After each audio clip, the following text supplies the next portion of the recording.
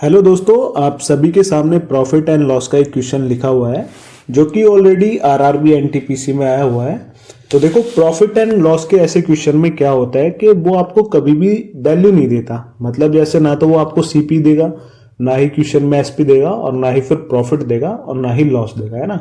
वो कुछ नहीं देता, सिर्फ आपको बता देता है कि इतनी वस्तुएं हैं। मतलब वस्तुएं जैसे कुछ भी हो सकती है, पेन, पेंसिल, जैसे इस क्वेश्चन में पेन है ना। कुछ भी होता है, बस वो इनकी लेन देन के बारे में बताता है ना।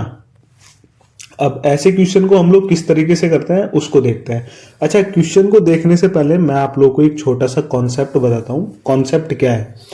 अगर मुझे सीपी और एसपी को इक्वल करना है तो मुझे क्या होना चाहिए, यानी कि जितने की वस्तु मैं खरीद रहा हूं उसको उतने की बेचूंगा, तभी मेरा सीपी और एसपी इक्वल हो पाएगा, है ना। इक्वल क्यों होगा? क्योंकि मैं इसको जितने का खरीद रहा हूं उतने का इसको बेच रहा हूं, तो यानी कि मेरा सीपी भी और एसपी भी आपस में एक दूसरे के बराबर है ना।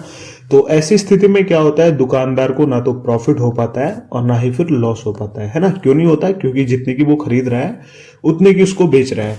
बस इसी कॉन्सेप्ट पर ये वाला क्वेश्चन होने वाला है। देखो, अब हम लोग क्वेश्चन को करते हैं।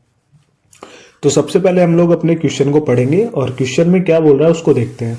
बोल रहा है कि जब ए 12 पेन बेचता है तो उसको 2 पेन के विक्रय मूल्य के बराबर लाभ होता है ना। तो उसका लाभ ज्ञात कीजिए। मतलब क्या बोल रहा है कि एक व्यक्ति है, वो 12 पेन बेच रहा है और उसको 2 पेन का नहीं, 2 पेन का जो विक्रय मूल्य है उसको उतना लाभ हो रहा है, और उसका हमको लाभ ज्ञात करना है। तो हम लोग कैसे करेंगे? देखो, तो हम लोग क्वेश्चन में देखेंगे वस्तुएं कितनी है हमारे पास, यानी कि पेन कितने हैं, 12 पेन है ना। तो हम लोगों ने 12 पेन ले लिए। अब मुझे एक चीज बताओ, ये जो 12 पेन है इनका कुछ ना कुछ क्रय मूल्य भी रहा होगा, है ना। तो मैं मान लेता हूं कि इनका जो क्रय मूल्य है वो है सीपी, है ना। मैं क्रय मूल्य ही मान लेता हूं, और जो ये बेच रहा है उसको मान लेता हूं मैं ये एसपी है ना। जितने में खरीदा वो है सीपी और जितने में बेच रहा है वो है एसपी, है ना। अब मुझे सवाल में एक चीज और दे रखी है कि प्रॉफिट जो हो रहा है ना उसको 2 पेन का नहीं हो रहा, 2 पेन का जितना भी विक्रय मूल्य होगा उसको उतना प्रॉफिट हो रहा है ना। तो बस ऐसे क्वेश्चन में हम लोग क्या करते हैं, देखो हम लोग सीपी और एसपी को इक्वल करने की कोशिश करते हैं। इक्वल कैसे होगा? जब ना तो मुझे प्रॉफिट होगा और ना ही फिर मुझे लॉस होगा, है ना। तो इस क्वेश्चन में हम लोग क्या करेंगे, ये जो प्रॉफिट दिया हुआ है हम मान लेंगे कि हमको प्रॉफिट चाहिए नहीं, है ना।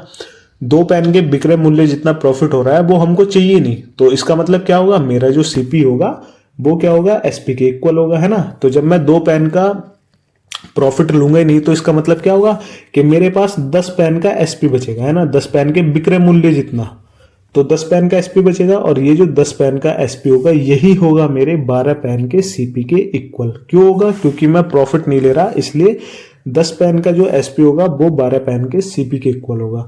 अब हम लोग क्या करेंगे, यहाँ से सीपी और एसपी का रेशियो निकाल देंगे, जिससे हम लोग डायरेक्टली बता सकते हैं कितना प्रॉफिट हो रहा है या फिर कितना लॉस हो रहा है ना। तो हम लोग लिखेंगे सीपी अपॉन एसपी, और यहाँ से हम लोग इसको काट देते हैं। पहले ये 2 से जाएगा 6 बार और ये जाएगा 5 बार, है ना। तो यहाँ पर कितना बचेगा, सीपी बराबर होगा 5 और एसपी कितना होगा 6, है ना।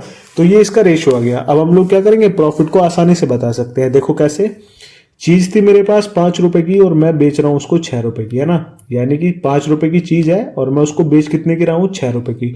तो मुझे उसमें लाभ कितना हो रहा है, मुझे लाभ हो रहा है 1 का, है ना। और लाभ और प्रॉफिट, मतलब प्रॉफिट और जो लॉस होता है ये दोनों किस पर होते हैं, ये होते हैं सीपी पर। तो 1/5, है ना। अब मुझे आंसर बताना है परसेंटेज में, क्योंकि सारे ऑप्शन परसेंटेज में दे रखे हैं। तो मैं क्या करूंगा, 1/5 की गुणा कर दूंगा 100 से, है ना, 100% से। और यहाँ पे इसको हम लोग हल करेंगे तो 5 से ये जाएगा 20 बार, तो यहाँ पर जो आएगा हमारा वो आएगा 20%। तो इसका मतलब उसको जो प्रॉफिट हो रहा है वो हो रहा है ऑप्शन नंबर बी, यानी 20% का उसको प्रॉफिट हो रहा है इस पूरी लेन देन में, है ना। तो इस तरीके के क्वेश्चन को हम लोग इस तरीके से करते हैं, मतलब सीपी और एसपी को इक्वल कर देंगे। ना तो हम प्रॉफिट चाहिए हमको ऐसे क्वेश्चन में, और ना ही फिर लॉस चाहिए, है ना। तो इस तरीके से हम लोग ऐसे क्वेश्चन को बना सकते हैं।